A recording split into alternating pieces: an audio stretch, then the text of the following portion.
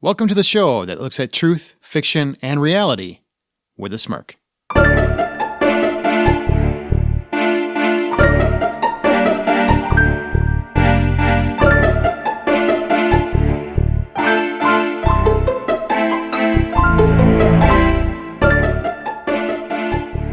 I'm Aaron Peterson. I'm Amanda Sink. And I'm Zach Parkerson. Welcome back to Smirk. Each week, one of our hosts introduces an original story, which we then use as springboard for our spirited and lighthearted discussion, and whatever the moral or theme of their story is. Amanda, it is your turn this week. Woo woo. Raise the roof. Is it? Does that mean it's rap related? Nope. Amanda, could I get a hint what the story might be about? I specifically was told not to ask that, so I don't know why you do. Zach, there is the word assist in the story. Okay, great. I've got it all figured out. Wonderful. Okay. All right. It's about Michael Jordan. Smart. I don't think he ever assisted. Didn't he just take the ball and then just keep going back and forth? And every time Scotty got the ball, he took that ball too? That's the moral and theme of the story. Share. You don't have to assist. Yeah, I like that. That's a good one. This is going to set a precedent that is completely wrong for the story. Everyone's going to go into this thinking it's about basketball now. Space Jam. Ooh, they're coming out with the second one. That's really a shame. No, it's not. Space James. Well said. All right, Amanda, let's go ahead and get this done. Let's talk about my story.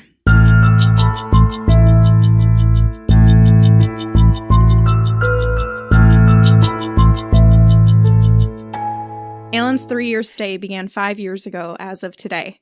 From the moment I met him, I knew he was a bright light. He just seemed to be so optimistic and happy. But as the years progressed, I noticed his demeanor shifting. He just wasn't himself. He wasn't happy. He didn't have any family visiting him anymore. And the doctors said there wasn't much more that can be done. It was the end of the line for him. To this day, I have never regretted my decision. It was a busy day, I remember that. The other patients seemed full of energy and rambunctious, as much as they could be. But not Alan. He was so lethargic and in so much pain. The cancer had spread to every organ in his body.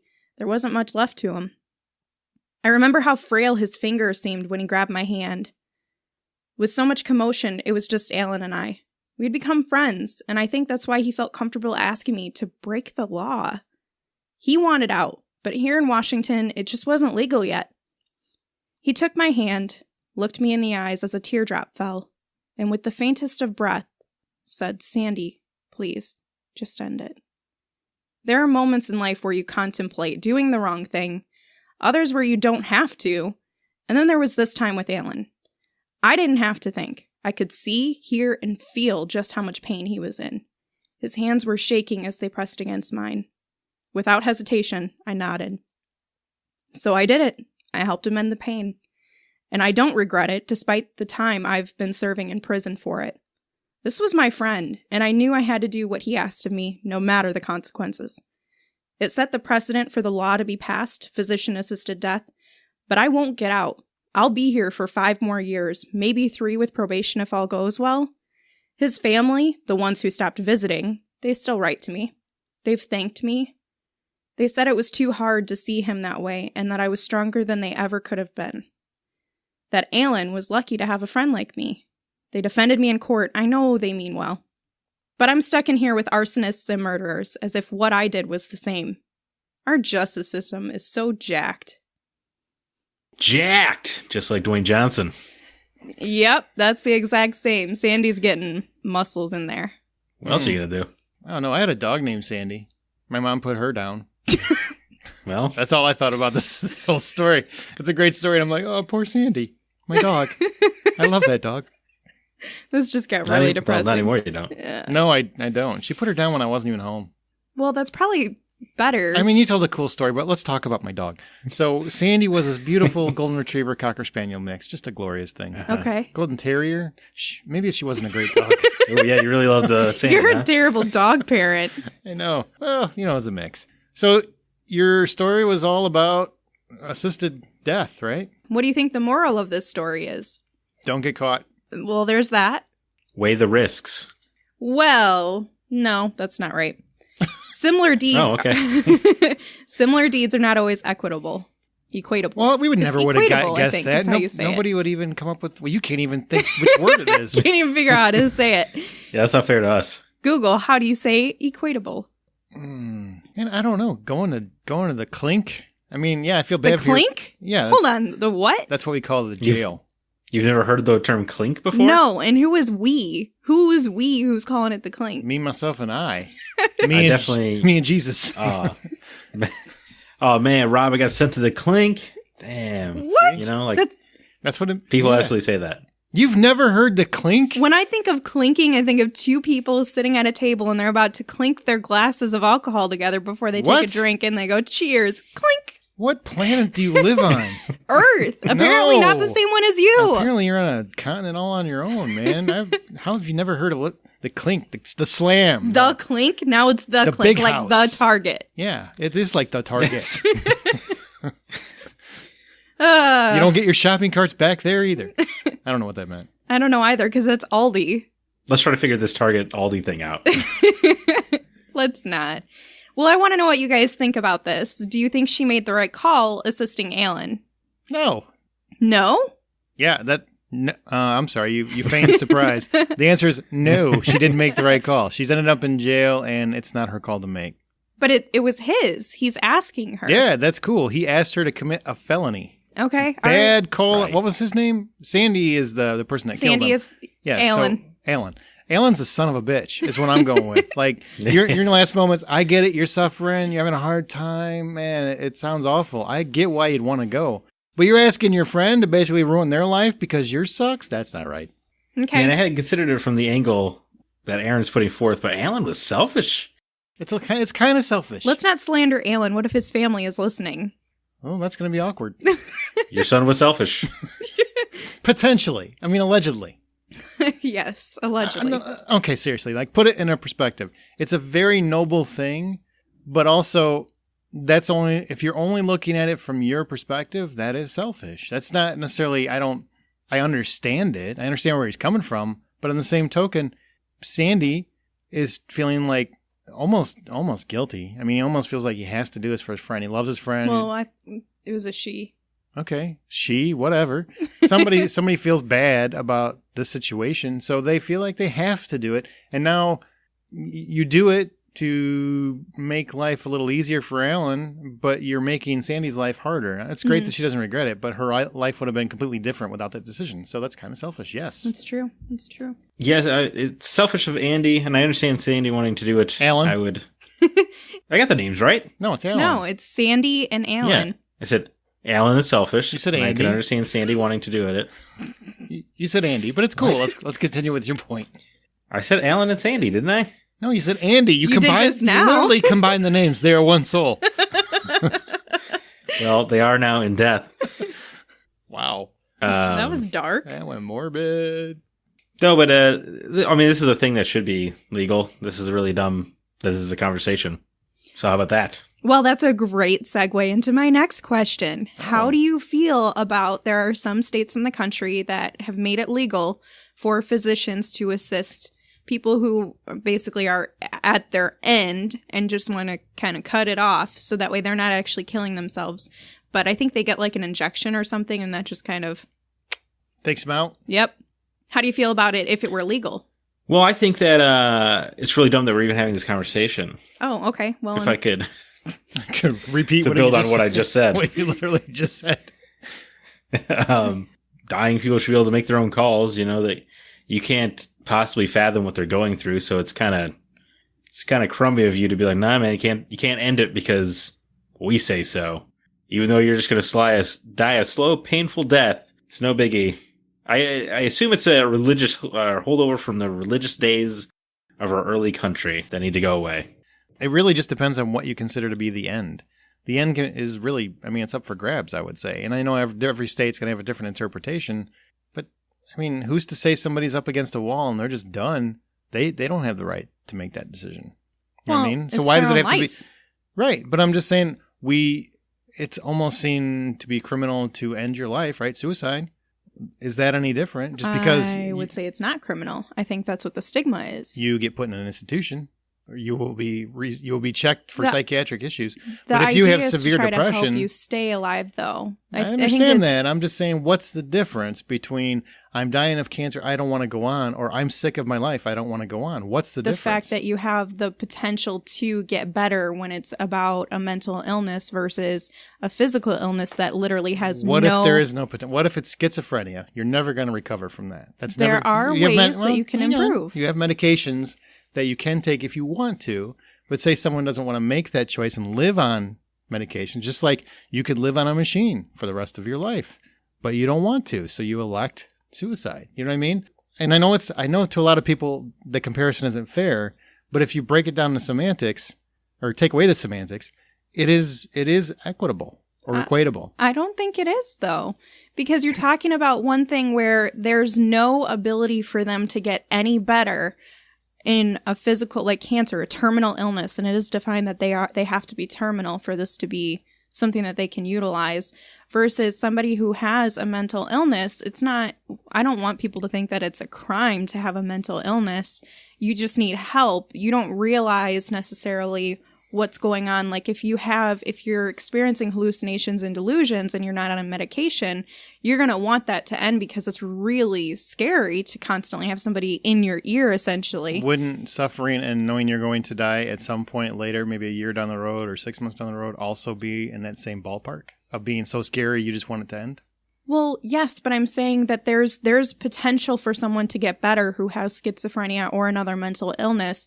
There are ways for them to get therapy and improve their life, versus somebody who has a terminal illness. They are medically only going to get worse until they die. But see, once again, this is a society definition. This is society saying you can get better because we say this is better. What if they don't feel that's a better life? What if I got to take pills every single day for the rest of my life? And I know that if I miss one, I got to live through that hell again. But if somebody had cancer and they could take medication, then they would elect that. But there are machines that can keep them alive. So even if it's terminal, there are ways for a lot of times there are ways to extend their life. It's just very uncomfortable and it's miserable. But what is the difference to someone who is suffering through a mental illness and just happens to be younger or whatever? They want to walk away. Well, if somebody has medication for their mental illness, they're not debilitated physically. They don't have to sit inside. I disagree with that. People who have cancer, they literally cannot move out of this bed. Somebody who has a mental illness without medication are in the same boat, but there's potential for them to take medication to get better, to where they can live a normal life.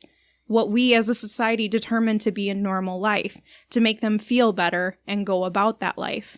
It's not that it's a criminal act for someone to die by suicide, but we want to try to help deter people from doing that when we know that there's some way for them to get better, versus terminal cancer.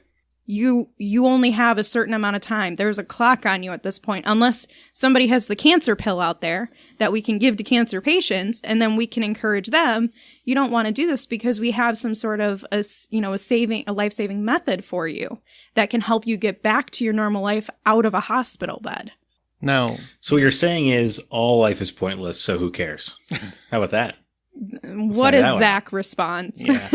Well, you finished what you were saying. Now let me explain what I was saying. That's your opinion. Science can say that. And yes, it's a fact. Your life could be better by some people's definitions, not necessarily by the person who's living that life.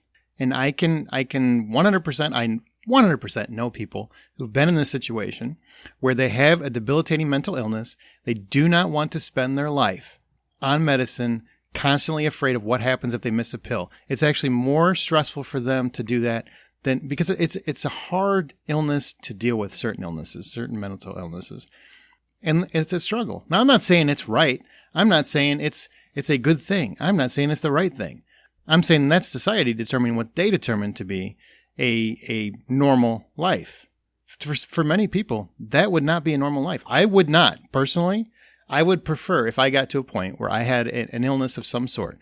I got to an illness of some kind that required me to be on medication for the rest of my life, 5 or 6 pills. And I know if I don't take one, I'm gravely ill or I have hallucinations or whatever it is. I don't necessarily particularly want that life. That's my choice. But that is, once again, it's like we pick and choose what we deem acceptable because we see, well, this person could have a fine enough life. So they shouldn't be able to choose. But these people, their life really is very limited and it's going to suck. I get why they want to exit. That's society dictating what's acceptable for this kind of thing. I say if you're going to have assisted suicide, it has to be across the board or you don't have it. Period. Yeah. Why would you restrict that option? If you want to, like a medically assisted suicide, right? You have to go through doctors to do this type of suicide. And like maybe you're worried about mental health patients, right? Because they might not be in the right state of mind to make that call. You could put some kind of a time window. Like if you request suicide, you can't have access to the medically assisted suicide for a year. And like in that year, you have to see a psychologist or something like that to try to kind of help people that are at the precipice as an idea. In this idealistic society of mine, everybody has access to suicide. That's not, wow. I can't believe I laughed at that. I 100% am not condoning suicide or even suicide. I know that suicide is prominent in our society. And if you have those thoughts, you should definitely seek professional help. I'm only talking about if we as a society deem it acceptable for this kind of thing to occur, it has to occur for anyone.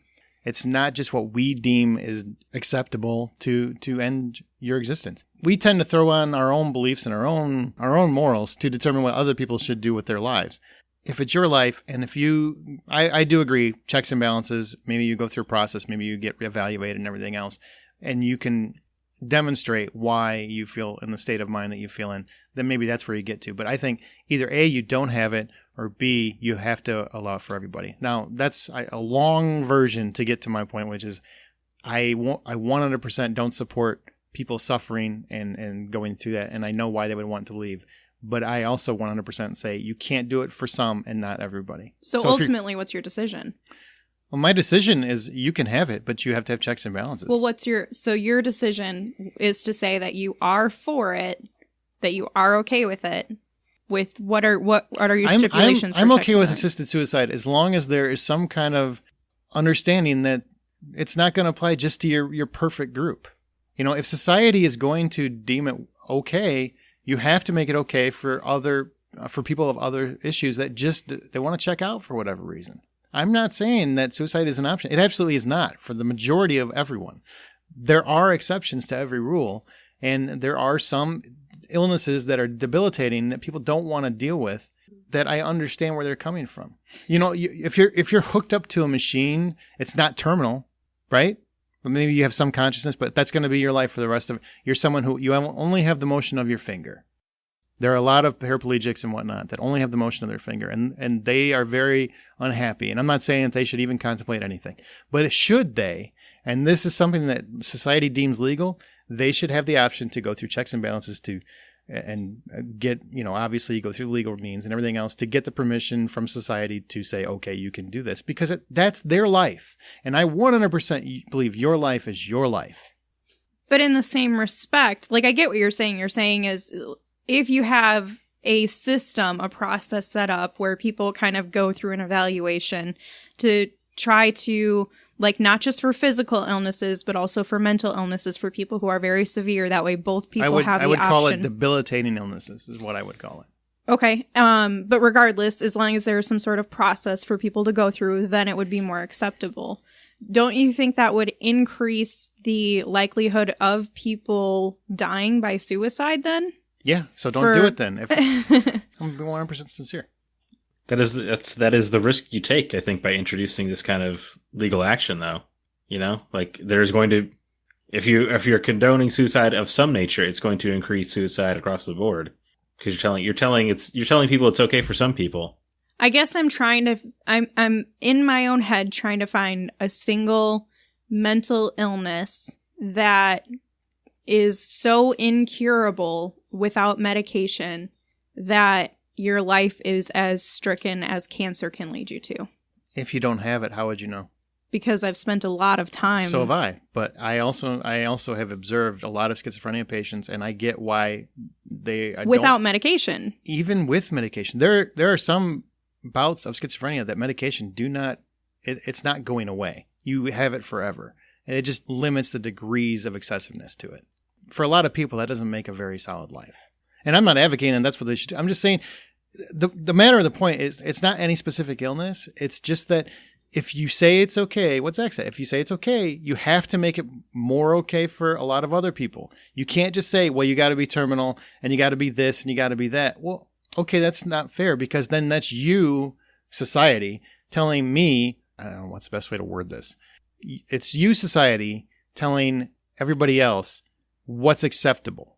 And we already do enough of that, I think. If you're going to introduce something like this, and I probably think it shouldn't be a law for many reasons, and this is the primary one, it's too hard to justify that to me. In my mind, it's too hard to justify that because I can think of so many other things that aren't terminal that I can understand why someone would want to check out, would want to just say, this is it, man, this is it. I wouldn't want to live as I can only move one finger. I mean, that's not the best life I can picture for myself. I could understand why someone would think about doing that. And if it's going to be legal, why shouldn't they have the option? No, it's fair. And one of the questions I was going to ask you, because you brought up in the first question that we talked about that, or one of you two did, that it was a selfish decision. I can't remember who implemented that first, but don't you think it could be a selfish decision for the person who, if it were legal, and in some states in the United States it is legal, I think there's like 6 of them, but isn't that almost a selfish decision to put a physician through multiple of these assisted deaths? Because they have to let that sit on their shoulders then every time they do that, deciding when someone is going to die by their own hand. Literally their own hand. Well, no, because you're talking the difference between legally assisted suicide and illegally. That's what I meant by selfish. And, Well, isn't it still kind of a selfish decision for us as society to place that burden on a physician's shoulders? Sure. Doctors and physicians already have one of the highest levels of suicide themselves, where like the amount of people that they lose just from doing their job is debilitating to them mentally, that they have their own issues they deal with. And if we start to put additional deaths that are, I don't want to say preventable, but we're taking into our own hands with our professionals and making them do it, forcing them to make that decision to do it if they want to pursue their career. I wouldn't agree with that probably because you're electing to do that job. They don't have to do that job. They're choosing to do that job. Where earlier when I said, specifically when I meant selfish, is Alan is asking Sandy to do it for him, knowing that Sandy's the only one that's going to suffer any consequences. Okay, but remove that then. Well, we won't talk about the comparison. I want to talk strictly about the decision to put that on a physician's shoulders. That's a physician. I mean, if they elect to do it, it's their job. Yeah, I would assume that's a specialty you go into, right? I mean, from what I've read, all it says is that your physician would basically provide a lethal medication to the terminally ill suffering patient at their request.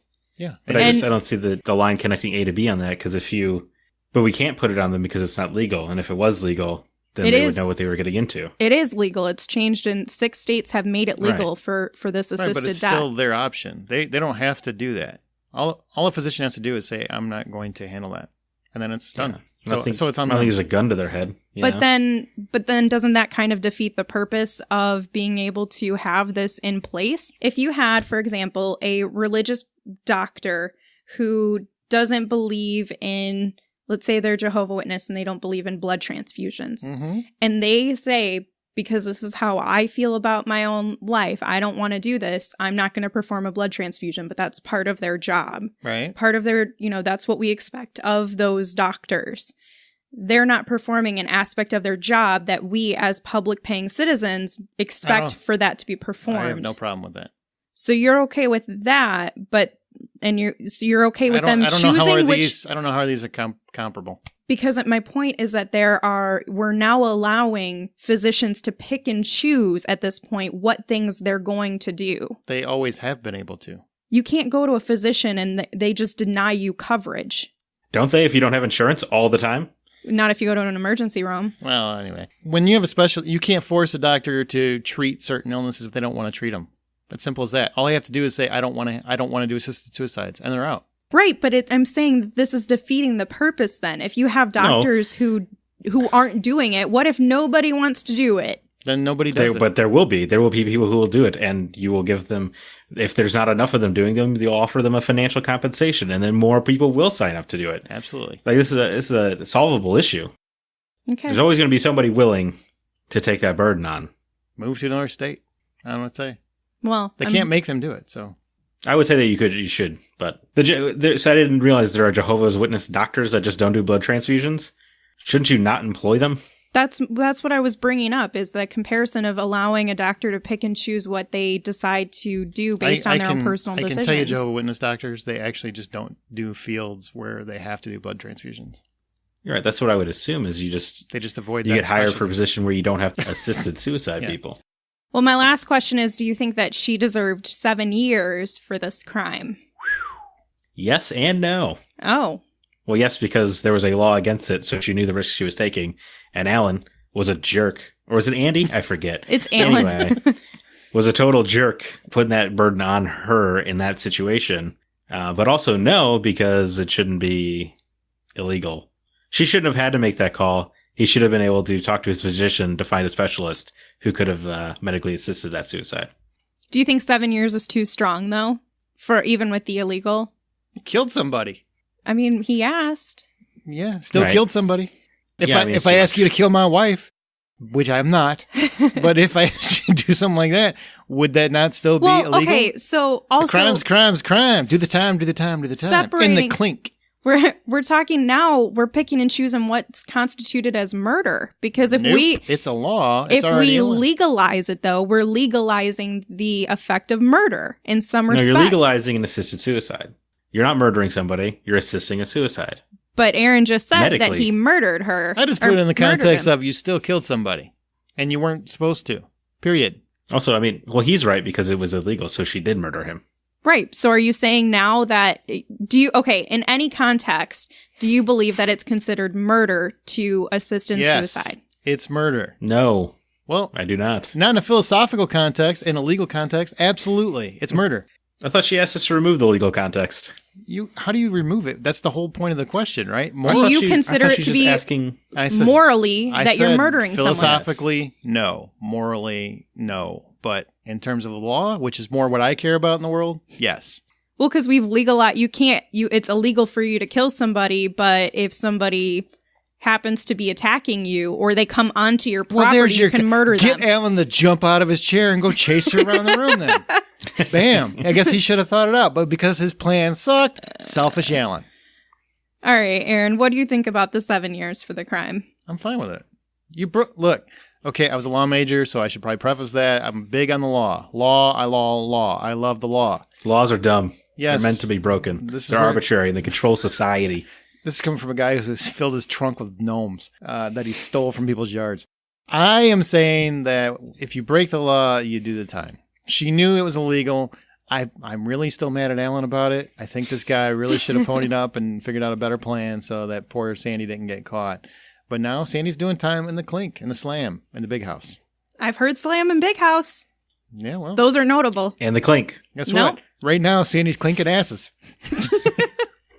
Well. Oh, I meant glasses. Sorry. So dumb. Happy New Year, clink. See, that's what I think of when I hear clink. Do you think 7 years is fair? I think 7 years is a little harsh. Okay. I mean, it's not, but there's nothing in the story to talk about whether there was proof that he asked her to do it. So she could just be saying, Ooh. He told me to do it. You know what I mean? There's nothing backing it up. Why would she cop to it? What a moron. Well, Sandy's dumb. If they found... Now she should get 14 years. On camera, if they found her or something. No. Well, that's true. And she said, well, he asked me Once more, Alan is selfish because why didn't you make a videotape where you could introduce it in court? That would help you. Help Dr. Kevorkian 1,000 times. Yeah. There's a plot twist that actually Sandy and Alan were having an affair on their respective spouses, and Alan was going to give it up on his deathbed to his wife about the truth, and she was like, "Nah, you ain't." That would have been a much better story. I'm going to go to you for my plot twist from now on. That sounds good. Is that the last question? Yeah, I think we've talked quite a bit. Yeah. Particularly on question number 2. I would say. My God. So Amanda is cool with it being legal. No, that's not what I was saying. I don't even know. Did you really answer it? No. Do you think it should be legal? I understand the idea of wanting to have that implemented, and I don't want to say that we shouldn't try to help them live the best life that they can and get out of their slump of depression so that way they don't feel the need to die by suicide. But I don't think in any situation a physician should be shouldered with the concept of taking another person's life, whether it's the same concept as self-defense and it's not actually murder. Okay, fine, I can agree to that, but they're still taking a life and you're still expecting them to burden that. Even if you signed up for it, that is going to tear away at you after a while. That is going to... I don't know. I met a few doctors who are just there for the money. They might not tear away so much as you think. You don't believe that there are people out there who it's not going to affect much at all? I think there are very few, because if you look at the statistics of how many doctors are dying by suicide because they can't, the overwhelming pressures of their jobs now is unfavorable. Imagine if we started implementing a specialization for them to take other people's lives. How about we just open a people kennel? What? A people kennel. And so like when things are going, you have your mom or whatever, your kids, they roll you on in. It's just like a puppy thing. We're totally cool with it if it's a cat, if it's a puppy. But we're, with people, we're like, whoa, ease up. I don't think that pets are on the exact same level as humans. I think that's another conversation that we would have to have. That's a problem we have as society. Because I guarantee you, whenever somebody's watching a movie or a TV show, pets are 100% equal to humans, according to the people watching those shows. They're sweet, and I think that they deserve a lot more love. Don't you agree that people are happier when people die versus when pets die? Totally. Case proven. Yeah, it's because human lives matter less. Exactly my point. According to most people, I think they believe that pets are more important. Yet, they're okay with pets are more likable because pets aren't going to backtalk you. Pets aren't going to cheat on you. Whoa. Pets aren't going to do that. Pets are innocent, and they do not have self-awareness or sentience that humans do. And that's why humans are scum, and that's why human life matters less. Oh, dear God. Boom. Is your story truth or fiction? Why would I answer you? I'm supposed to ask you that. Well, then get to it. Plot twist. Again. Right? Do you think my story is truth or fiction? Truth. Fiction. Zach wins this round. Oh, well, you got me on that one. I assumed it had to be true. Because I said it made the change. Because you're all like, Rawr! So I wasn't rare, but I just wanted to. There was lots of questions that came up with our discussion. Okay. All right. Fair enough. What's the title of your story? The Assistant. I don't know. People are sounds like a horror movie based on this topic. It's like it's a sequel to Secretary. Oh, that's a different movie. Yeah, right? I don't think that's the same concept. But with Zach's idea, it might be. Well, as our show goes, we will occasionally pick listener stories to read and discuss on Smirk. If you'd like the chance to have yours read, email it to mystory@smirkpodcast.com. Join the conversation by joining our Facebook group or follow us on Twitter @SmirkPodcast, and be sure to use the show's hashtag Smirk.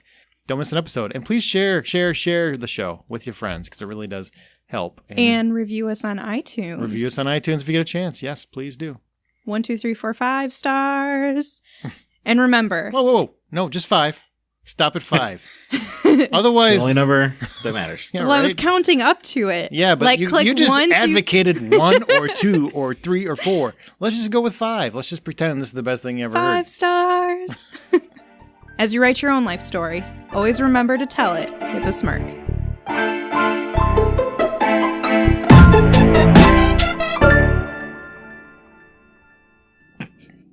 And we have a chopper. Get to the chopper! Coming to you live from Channel 3, it's me. Is he muted? Yes, he's muted. Coming this October, The Assistant.